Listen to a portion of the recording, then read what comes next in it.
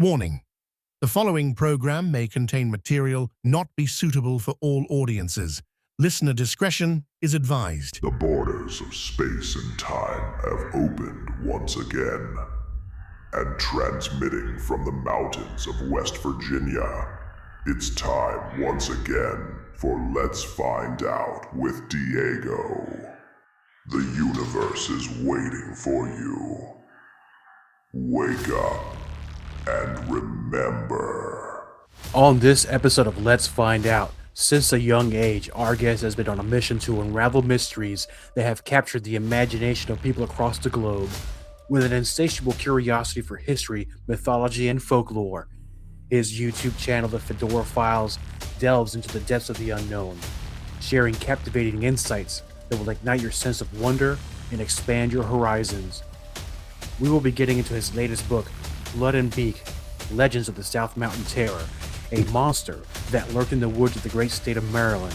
This legend is surrounded by controversy, superstition, even to the point that Theodore Roosevelt himself was ready to wage war on this terrible beast called the Snallygaster.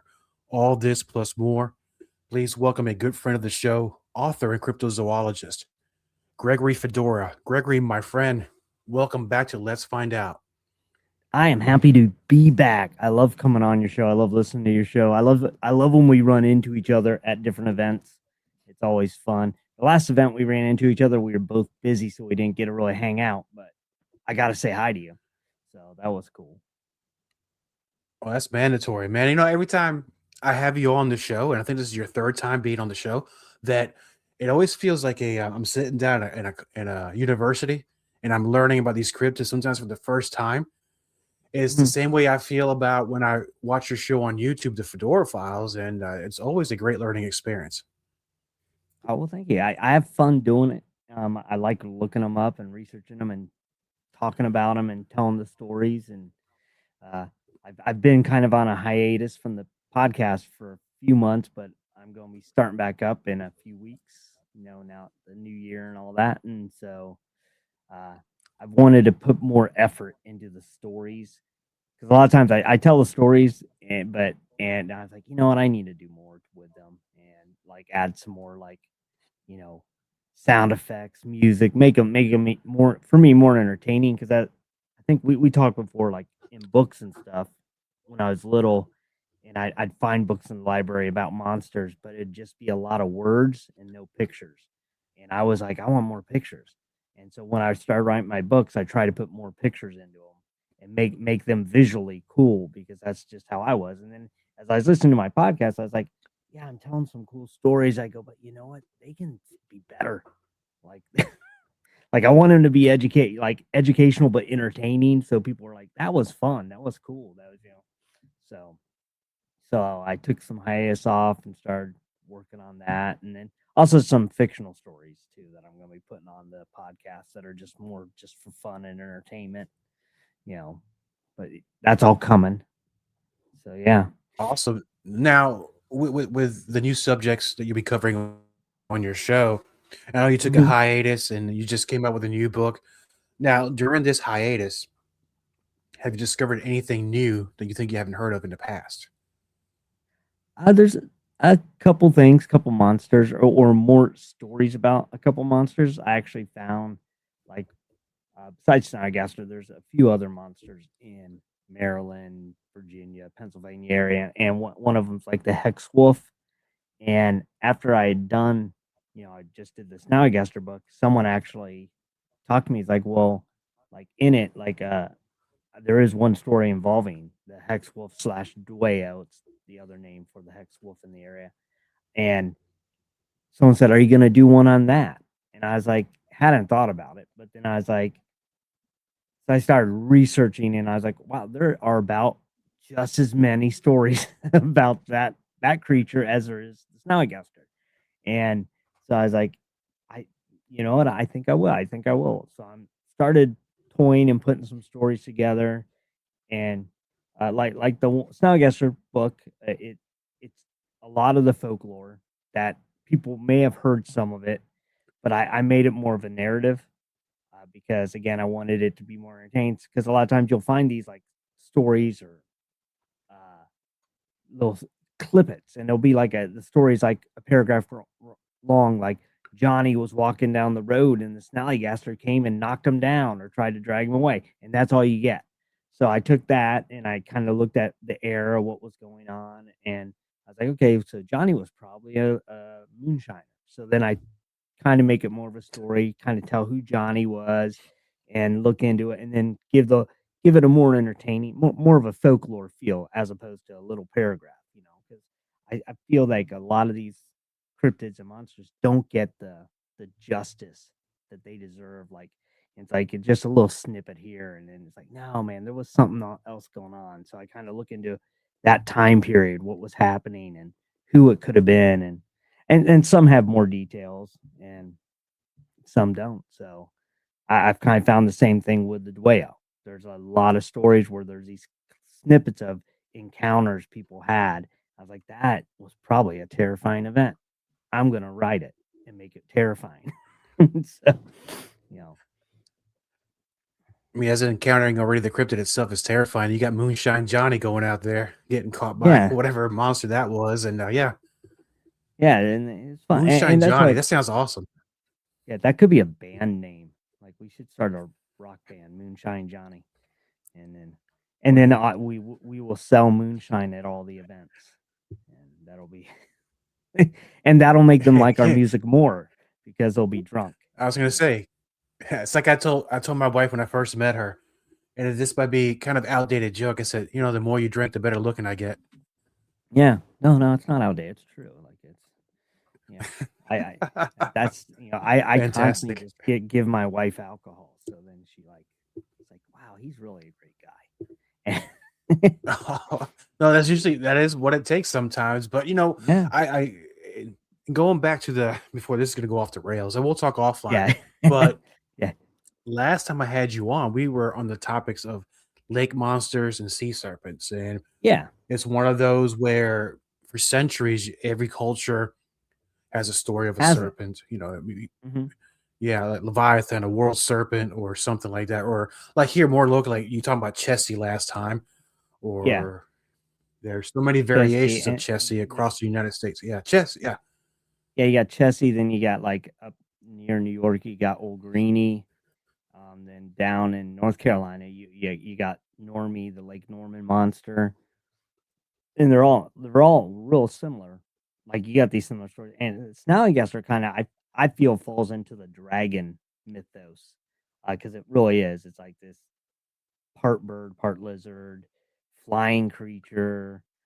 Doesn't really. I couldn't find any stories where it breathed fire, but it had tentacles. It's a mishmash of a lot of weird things, and so it falls into the dragon category. And that's just one of those things. Like we have dragon stories all around the world, and like I said, like pre was 18. I can't remember the exact date, but 1830 something. That's when the word dinosaur even came into existence. So pre paleontology giving the name dinosaur, which means terrible lizard, which a dragon is a terrible lizard, and a dragon, so in my mind, I know people get like scientists get all mad, like, oh, dinosaurs aren't dragons. I go, is it a giant, scary freaking lizard? Well, yeah. Okay, well, that's a dragon. Same thing. It, yeah, and and and there's many stories of dragons that don't breathe fire. There's a lot of, it's just a giant lizard monster. Grendel from Beowulf was a dragon, technically. I mean, if you read the description, it's like, although I believed it talked. So, they're all there. And I think the Snallygaster falls into the dragon category. Uh, and he's just cool. It's like, it's one, and like I said, it's one of those stories. Like I call him or her because we don't know. It could be a boy or girl, and I don't want to assume. But I call it. How about that? I call it the oldest colonial cryptid, only because it, Sasquatch, the Native Americans had pre the, there's stories of that before that. But Snallygaster came 5 years before the Jersey Devil. So the Jersey Devil's the second oldest colonial cryptid, and then you get into the hex wolf, and then you get into like all these other like creatures that start popping up in the colonial history and the stories of the colonies. They brought their superstitions from Europe. Because I mean there was a lot of superstitions over in Europe that came over and beliefs and my thing is somebody saw or dealt with something and that just stayed in the DNA and the mind. And then when they came to the new world, they probably saw something and well, that reminded us of this and kept going. And we got Yeah, to this thing remember that. followed us from the old country. Yeah, it came over, snuck in a boat, got over here. But like you got to think about the fact that when like because in our minds, we're so, it's 2026. We think we have modern technology, we have computers, we have lights, we have like you can't go outside. Even like I'm kind of country, but like I go outside and I can see the lights of the town on the other side of the mountain, like the light pollution that's there. So even it's never truly like you have to really go far to get to complete darkness where it's just the stars and the moon affecting stuff. And when they first got here, that's what it was. Like you didn't have so like you hear a noise, you see a shadow, and that thing's huge. You don't know what you're dealing with, and there's a lot of fear.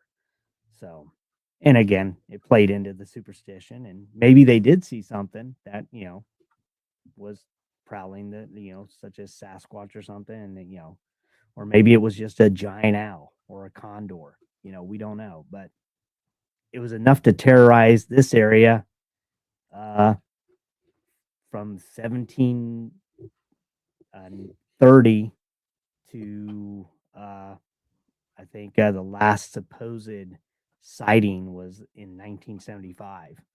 So, or somewhere about there. Like someone claimed to have had a run in with the Snallygaster. But, that I mean, I'm sure there's other people who've said they've run into it, but that was one that actually made it into a blurb somewhere that hiker on the Appalachian Trail claimed to see a dragon thing. Could it be the Snallygaster? So, yes, it was. I mean, Appalachia, it's a very nice place to live. It could also be a very scary place to hike Yeah. if you're not knowing what you're doing. And I think probably at that time, with having these colonials coming over, there might have been some sounds or types of animals they never seen before. Oh, yeah. So in my mind, they would be thinking, "Yeah, this thing followed us from the old country, or we got new monsters on this continent." But now with Snallygaster, I'm not very sure as far as the origins of where it began. But I did a little research, and I don't know sometimes how much I can trust some research. But I believe I Mhm. might have. I wouldn't say I traced it because I didn't do any of the study. I just looked. Goes Germany, I believe, right? Yeah, yeah. The Germans is Schnallgeist and I'll probably be mispronouncing that because my German's not good. It's either Schnallgeist or Schnallgeist or Geist, and it literally means quick spirit. At the same time, in the area, the Native American tribes had a story of and this is kind of where it kind of meshed. They had a story of a monster on South Mountain as well, and a flying creature. Uh, and that's kind of it's probably more of like a Thunderbird thought, but then the two kind of melded. It went from being a quick spirit to this beast with wings, that had like feathers and a beak, but also lizard like and a tail and claws and then it morphed even more. It grew tentacles and like it would grab you and eat you and take off your chickens and cows and whatever, it so yeah, so it started out as a spirit or whatever, like I said, the quick spirit, and it just morphed and got more terrifying as it came. It's kind of like a Pokemon. It just got bigger and badder every time it morphed. And so it's a Pokemon cryptid. So and and I would choose it I to be in the ball and to fight. It's got a lot All more. right. I think now made it more attractive for the young readers to do more research Yeah, on this cryptid. Now, there's a point where the terror spread throughout the country big enough to yes, get the attention of a former president. yes. And I tell that story in here. Now I took it because I'll tell you the official story of that, and then kind of where I took it. Because so officially, what happened was, um, some guys disappeared on South Mountain, and nobody knew what happened to them. So immediately, people were like, "Oh, the Snallygaster got them." That's what they said, the locals. Well, it was like, "Oh my gosh, a monster killed these 3 guys. What happened?" And it got big enough that it was making it into, like, newspapers outside of the area, like, into New York, out west. People were like, "Oh my gosh, a monster killed these 3 people."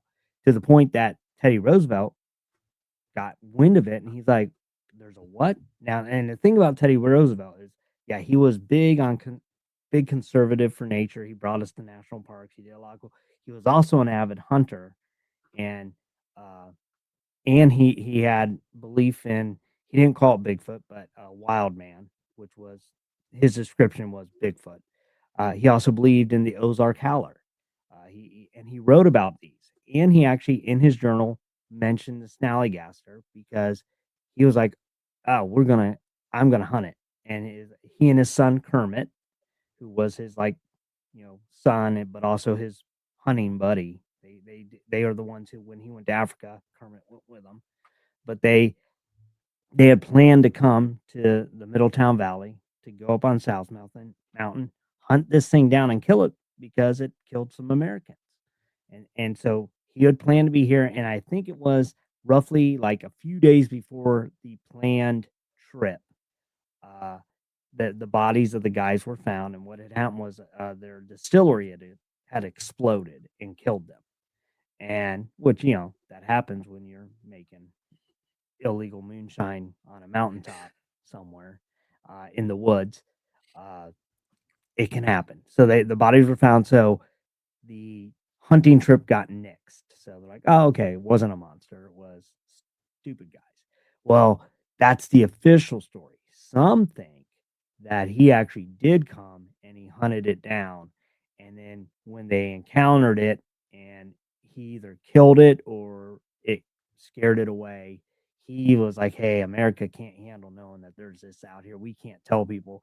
Let's say we found the bodies that, and there was a distillery exploded, the moonshine killed them." And so that's the official is that he never came. The more fun folklore ideas, he did come, but realized America couldn't handle that at that time. And 1909 is a weird year for America. If you look up, like, all the monster things that happened that year, there's quite a few. There's, like, you got Snallygaster. You also have the visitor, Van something visitor out in Iowa, and which was another monster, and the name just slipped right out of my head. You also had the devil monkey being spotted all over the place. A couple encounters with the Wampus cat and the Ozark Howler, as well as, like, it was just a weird year of all these, like, cryptids showing up, and just people. So I don't know what was happening in 1909, but from basically 1908 through 1910, you get all these weird, like, Van Meter visitor. There, I had to get it out of my head. So that happened in 1909 as well, and so it was like a lot of weird stuff happened that time period, and we don't know why. But One could opine, but I have a theory. It's not a yeah, working theory because it just came up 3 seconds ago, so let's I haven't hear it. worked on it that great. Perhaps it could be attributed to, as the population grew and started expanding, more homes were being built, little towns that kept spreading into bigger cities. Perhaps they were disturbing the local cryptids or animals, and Yeah, perhaps it was their way of popping the up. reaction. Yeah. Yeah, being, "Hey, you're in our area now." So it could be. Yeah, it probably was. I'll go. I'll believe you. Yeah. I'll go with that. I appreciate that. It means a lot to me. And he's like, "You're not bringing the moonshine over here." Yeah, So, but not yet. Not yet. not yet. and that wasn't the last story of the Snallygaster. I mean, 1909 there were 2 incidences. You had that, and then later in the year, or it might be earlier in the year, supposedly it killed somebody else as well. A man was walking home and it attacked him, and some guy claimed to have seen it happen. And it was like pretty horrific, and it also made it into the papers. But so I think that happened first, and then the 3 guys vanished, and then altogether it's like it turns out. I think a lot of people think that the guy who was spotted being killed by a Snallygaster, actually, a lot of people think the guy who claimed to see it happen was the guy who killed him. But we don't know. We don't know because it never went to trial. But there it was. Guy found on the side of the road, beaten up pretty bad, and another guy said, "Yeah, I saw this monster come out of the sky and attack him." So yeah, it's like, I mean, it sounds plausible. Like, yeah, I did see the monster over there, and the guy yeah, it's just over there. runs Yeah. away. Yeah. Kind of similar reminds me of because our neighbors to the south in Northern Virginia have not a similar tale because I don't think this supposed cryptid killed anybody, but the Bunny Man. I think Oh, out yeah, there where supposedly a person dressed as a bunny used to harass people with a machete or or axe a or something. hatchet Yeah, to keep it. he chased people. I don't know that he ever killed anyone. I do know he chased people, but I do know some people have died at the bridge he's supposed to be at, and not too long ago. I think like 3 years ago, someone was found dead by the bridge. Wasn't like hatched up by an axe or anything, but I don't know if they jumped off the bridge or but it just it's a place where some eerie things have happened and some people have died in some you know, ways, most likely, unalive themselves. But the Bunny Man story is there. I've never been to that area. Like that, see, for me, I like cryptids and stuff, but then like when you get into like the Bunny Man story, it's almost like a demon thing. And I wig out about that kind of stuff where like ghosts and that kind of stuff. I'm like, it's a cool folklore, but I don't want to go. I don't want to go see it.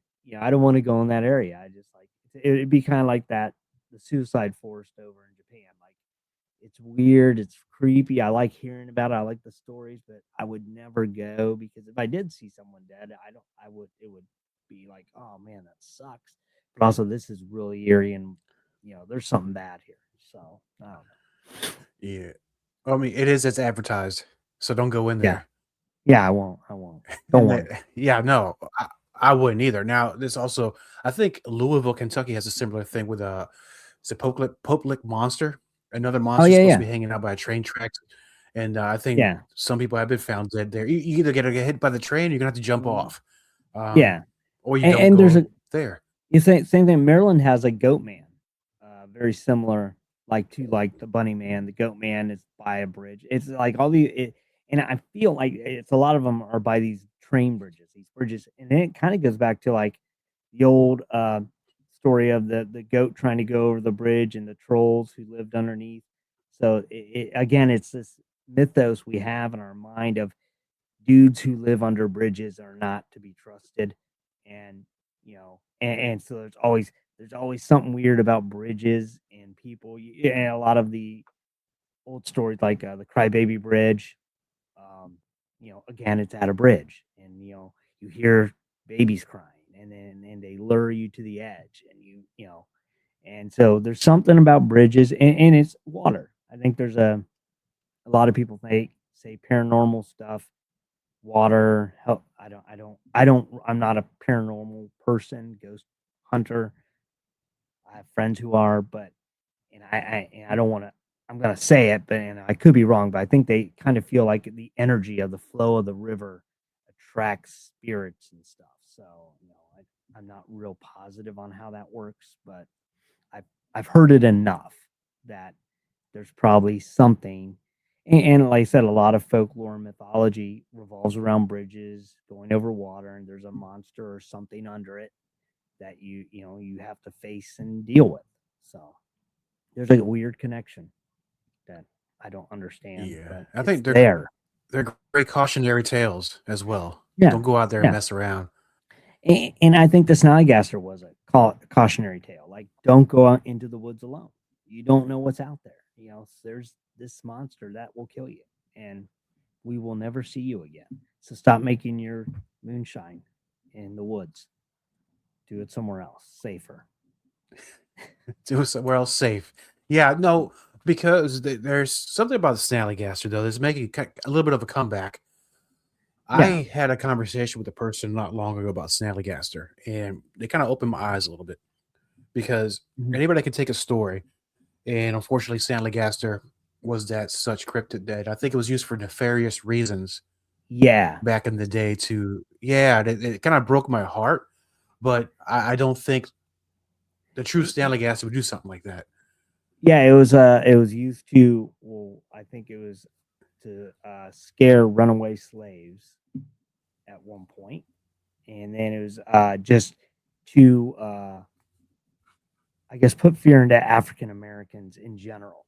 And the and I know a lot of people were like, because of that, they're like, oh, you can't celebrate the Snallygaster, you can't blah blah, and and I think those stories, like what people did with that, and that's horrible, and it should Yeah, never been done. But at the same time, there's a lot of mythology of this Snallygaster pre that had nothing to do with that. Like the Snallygaster was not seeking only one kind of person. It didn't see race or color. It saw food, and so like it didn't care what you looked like.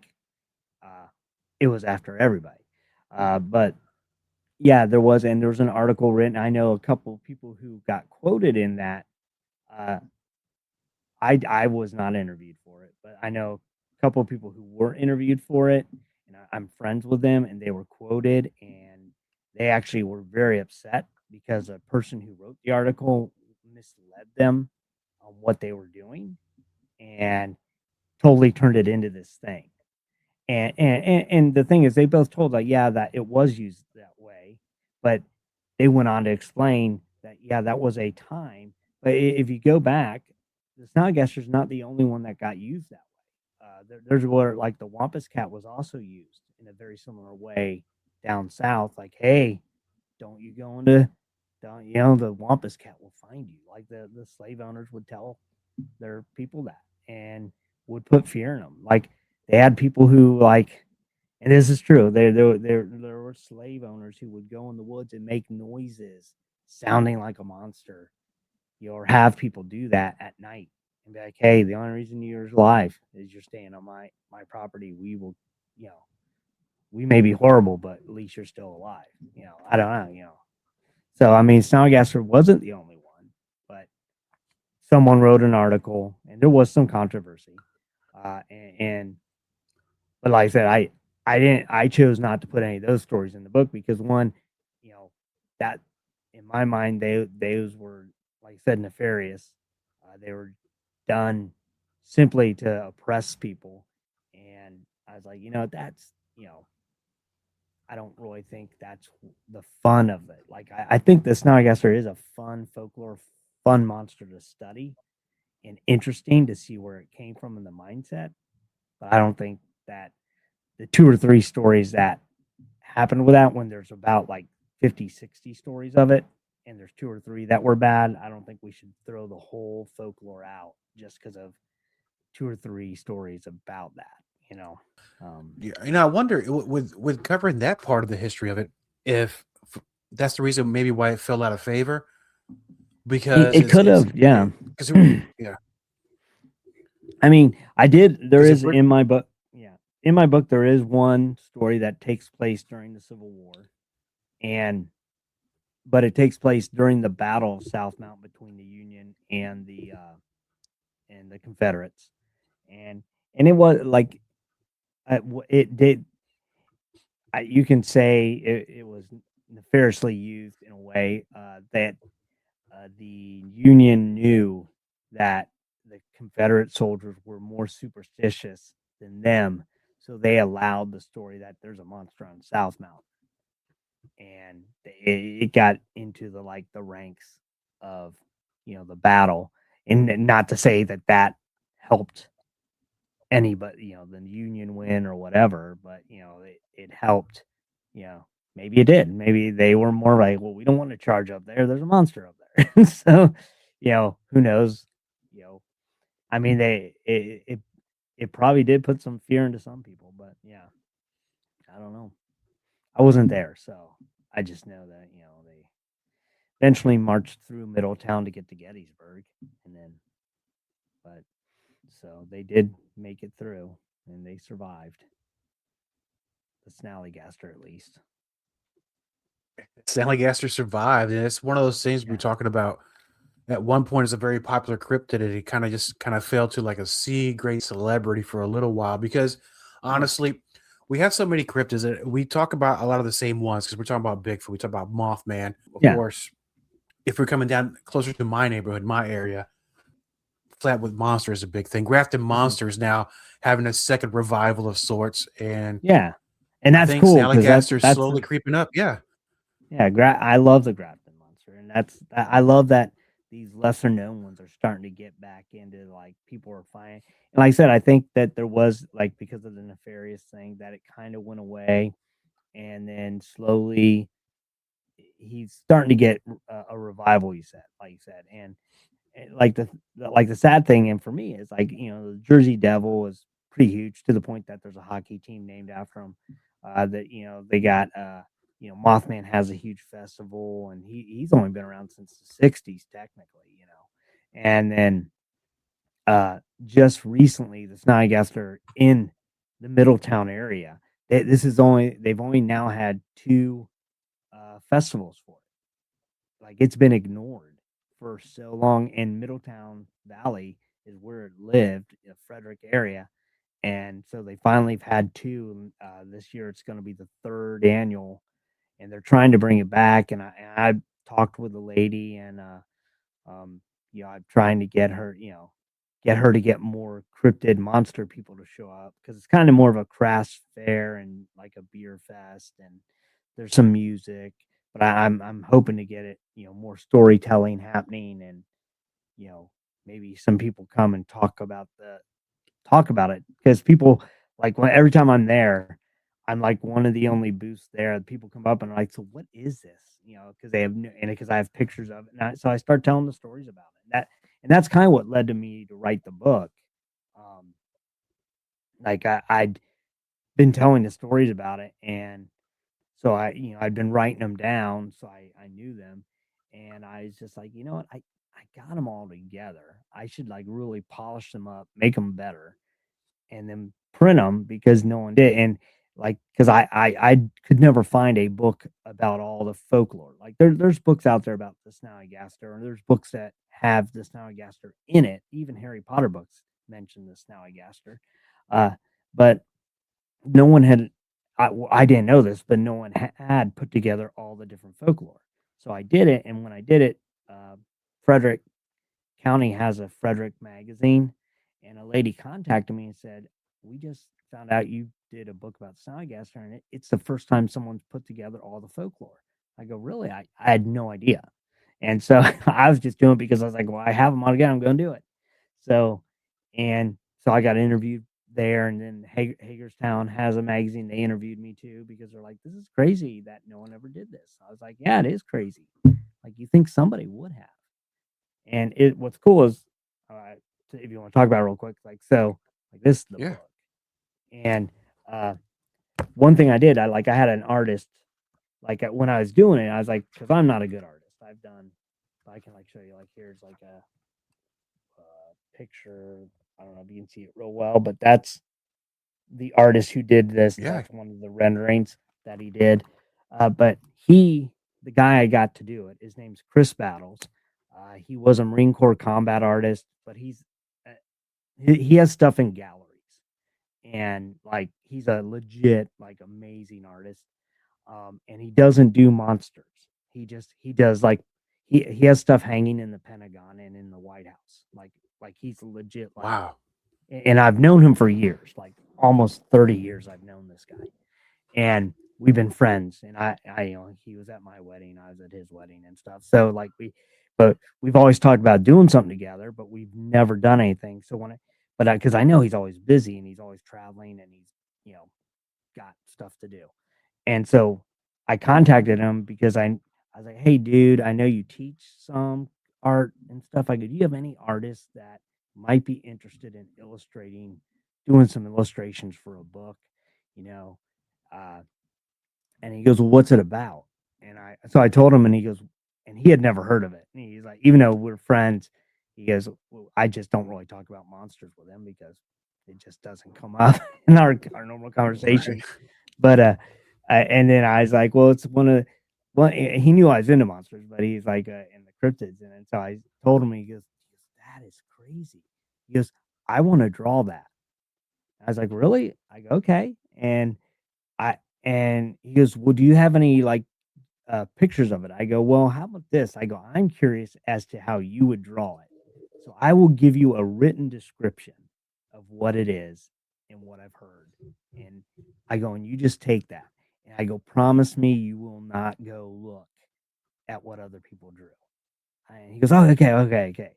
So that was so he. I gave him a copy of the manuscript, and I gave him the description. So he read the book, and then for each chapter, he did a drawing. And um, and so if someone does buy the book and they want to get it signed by him, if they want to contact me, I can get them a signed copy by him because it'll actually, like I said, when we were at the event, he was there with me and we were signing books, and I was like, his signature's like worth more than mine. So to get his signature on this book is like bigger deal. And you can kind of like see behind me, that's one of the original drawings he did for the book. It's over on my shoulder, and I have another one over here. But he gave me all the original artwork he had done for the book, and so it's like, which I did not expect, but I was like, "Dude, thank you. That's awesome." I didn't think that wasn't even going to ask him because I was like, those will be worth something. So, but yeah, so it was cool for me to see someone who isn't like you and I and are into these cryptids and stuff. And I know a lot of artists that we meet them at events that are really into them and draw all these things. So it was fun to see his interpretation. So because in my mind it was kind of cool to be like kind of because in my mind it would go back to the original people who saw it and described it. They're like, this was what they thought it was. This is what they thought they saw. You know, so he had fun with it, and he did a great job. And all the artwork in it is like, to me, it's really cool just because I just knowing it's not someone who is into this area that knows these monsters like we do and stuff. So made it fun. Well, Made it more fun when he was sending yeah, them. I was like, "Ooh."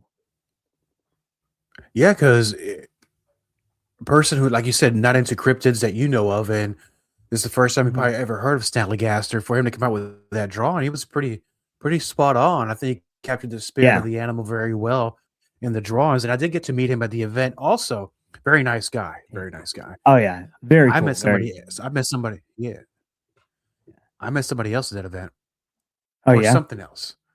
Oh, did Yeah, you? I did. I think Snallygaster himself, I believe it was. Yeah, It was he's a like beautiful thing.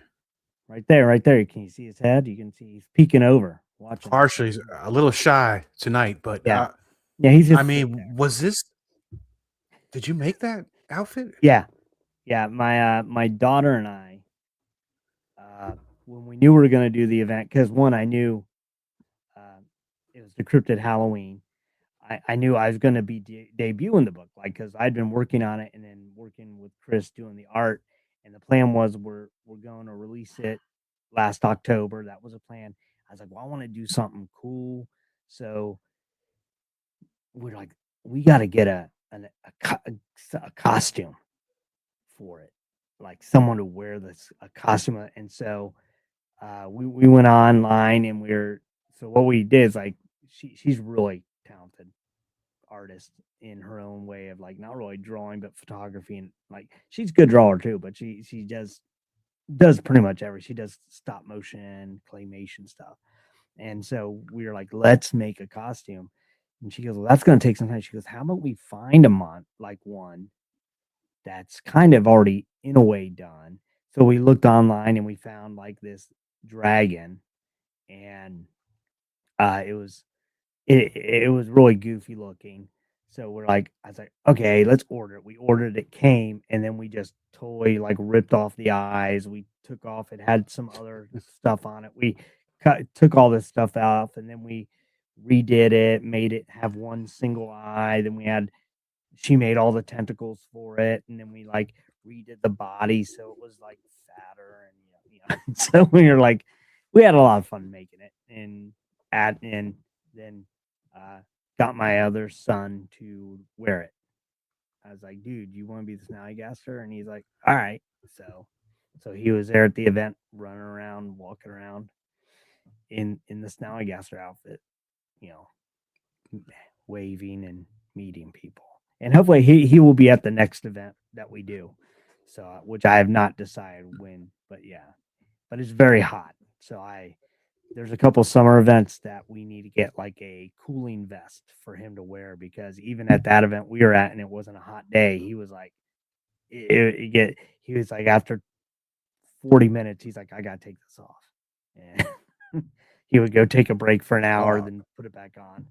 So, well, I don't blame him. I think that best for winter and late fall. But I'll say this though. I believe you're probably the first person to have somebody with a Snallygaster outfit. I don't think so. Not within the last 100 years. I'm going to say. Yeah, I may be the first Snallygaster mascot costume that has ever been done. Like, and I also have a puppet. It might be the first Snallygaster puppet over there. You can kind of see him behind me.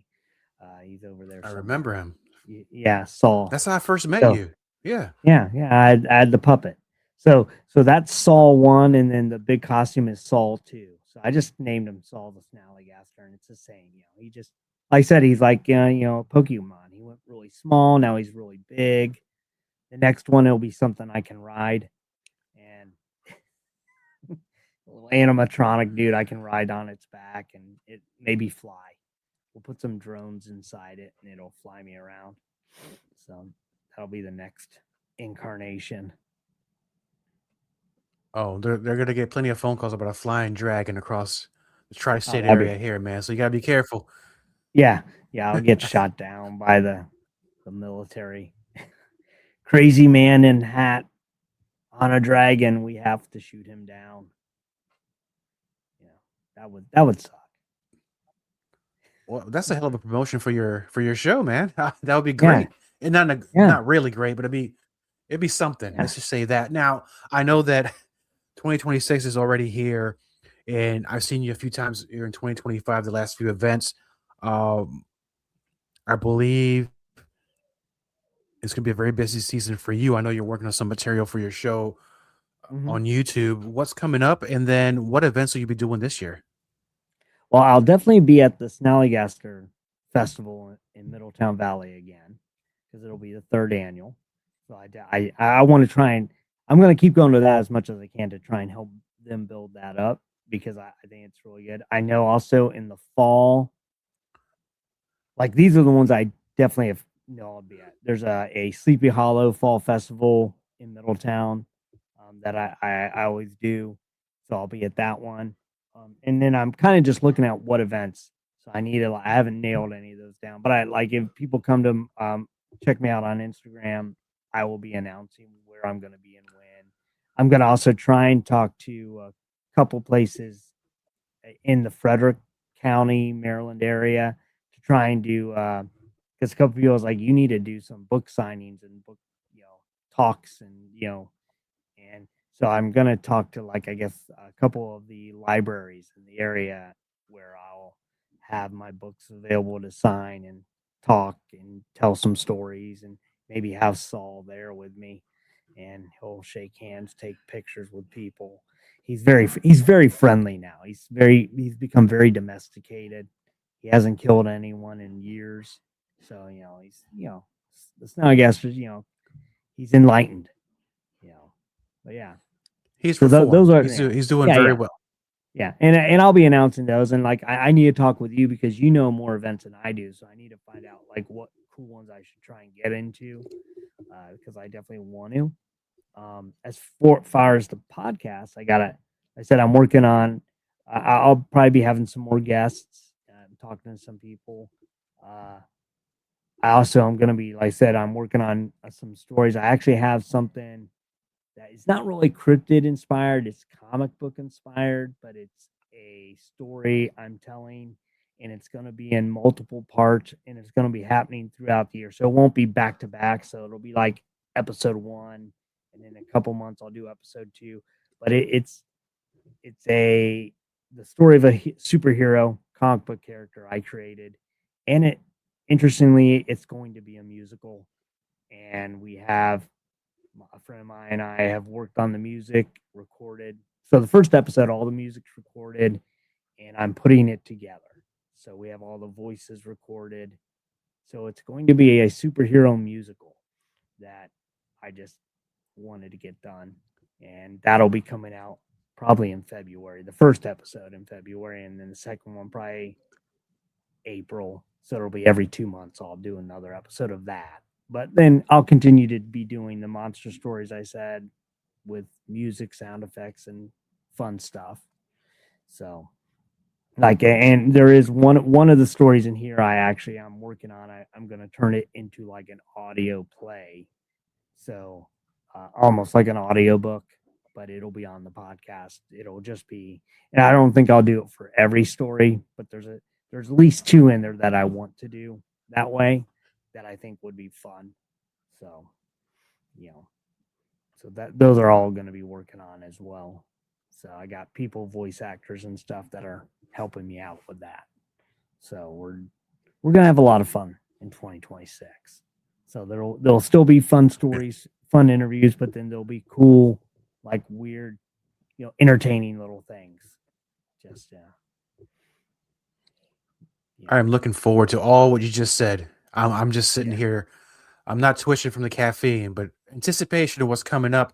And I know that we can talk about on your social medias, on your Facebook, on your Instagram, also on fedorafiles.com. Mm-hmm. Yeah, if anybody wants to find out where stuff is or what's going on, that's where they go. Yeah, if you go to fedorasfiles.com, and then that gets you to the Instagram page, that gets you to everything, to the YouTube channel. And I'll say, if they just go to the YouTube channel and do the Fedora Files, they'll find it. And and that'll take you to the Instagram. And so all that, so there's always stuff going on, and I'm messing around with, so it's fun. So like I said, I want to entertain people, but also, give them cool, stories, and just, a little break from reality. Because I think there's, reality is not always great, and people need a little time to get away from it. I agree. Sometimes we got to tap out a little bit and just enjoy the stories, the folklore, the superstition, all of it all together. It's a great feeling. And you also learn too while being entertained. And I know you pretty good, my friend, that I know you just did your book. You're going to do the musical. You got the videos coming out. And I know you have many books in you. And I in my mind, I know you'll probably have one done by the end of 2026. I'd love to bring you back. And I know you're going to surprise you with the next cryptid you're going to be writing about. Yeah, I will. Yeah, and when I do, I'll let you know. Maybe like when I decide exactly. Like I'm like I mentioned the whale and stuff. I'm still putting together, but there's another monster too that's a little lesser known. That's not in Maryland, but it's another one that I find fascinating. I don't want to give away. So maybe when I decide which one I'm going to do, I'll let you know. And whether or not I come on the show to do it, you can just say, "Hey, I just heard from." And his next book is going to be about this. And so then, either way, or maybe we just do a short little quick thing that we put on Instagram together, something like that. And I can now consider it done, my friend.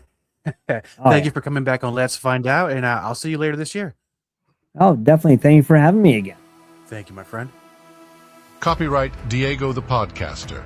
All content for Let's Find Out is the property of Diego the Podcaster and is served directly from our servers with no modification, redirects, or rehosting. All celebrity impersonators are paid performers. The impersonated celebrities do not endorse or promote any views or opinions expressed by our guests, Diego the Podcaster, or Let's Find Out. The information shared on Let's Find Out with Diego is provided on an as-is basis, with no guarantees of completeness, accuracy, usefulness, or timeliness.